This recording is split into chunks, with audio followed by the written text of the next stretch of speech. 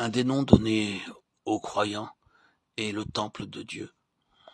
Dans Ephésiens 2, 20, 21, il nous est dit que nous avons été édifiés ensemble, afin que, corporativement, nous croissions pour être un temple saint dans le Seigneur. La pensée du peuple de Dieu, comme étant aussi le temple de Dieu, a été révélée depuis fort longtemps dans les Saintes Écritures.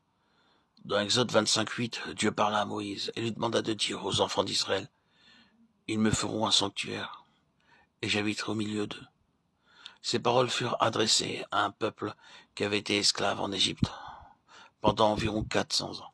En tant que tel, ils devaient travailler chaque jour, soumis à des maîtres durs sans aucun salaire. Dans leur détresse, ils crièrent à l'Éternel, et il leur envoya Moïse pour les délivrer. 10 plaies furent envoyées sur l'Égypte, et tous ces faux dieux furent jugés. Pour finir, Dieu dit aux enfants d'Israël de prendre un agneau sans aucun défaut, de l'immoler et d'en asperger avec son sang le linteau et les 2 poteaux de chaque maison. Il leur déclara, « Je verrai le sang et je passerai par-dessus vous. » À cause des enfants d'Israël, Dieu envoya 10 plaies sur les Égyptiens. Mais malgré toutes ces plaies et tous ces miracles, leur cœur était dur et rebelle. La parole de Dieu dit, « Il n'y a point de juste, pas même un seul. Tous sont péchés, sont privés de la gloire de Dieu. » Romains 3, 10, 23. Qu'ils soient juifs, non-juifs ou égyptiens, tous sont des pécheurs devant Dieu et tous méritent les effets de sa colère. Dieu demanda aux enfants d'Israël de sacrifier un agneau. Cet agneau était une ombre ou un type du Seigneur Jésus-Christ. Jean-Baptiste déclara, « Voici l'agneau de Dieu qui ôte le péché du monde. » Jean 1, 29.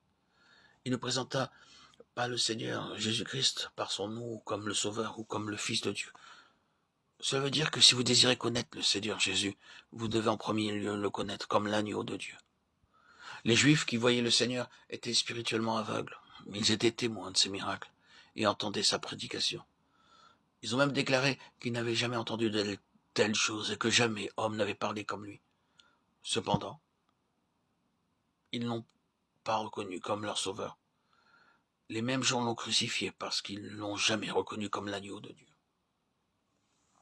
Dieu demanda aux enfants d'Israël de choisir un agneau sans défaut et de l'immoler dans la nuit de Pâques. Le Seigneur Jésus-Christ mourut le jour de Pâques. Il est le véritable agneau pascal. Il est le seul être qui fut jamais sans péché, de Corinthiens 5, 21. Il a été conçu par le Saint-Esprit, il est né sans péché, et il a vécu sans jamais pécher. Il pouvait déclarer avec assurance, « Qui de vous me convaincra de péché ?» Jean 8, 46. Personne n'avait osé l'accuser d'aucun péché. Il est mort pour nous comme l'agneau sans défaut. Il voulait signifier par cela que quelqu'un sans péché devait endurer le châtiment à cause des péchés des hommes, sans quoi leur péché ne pouvait pas être enlevé.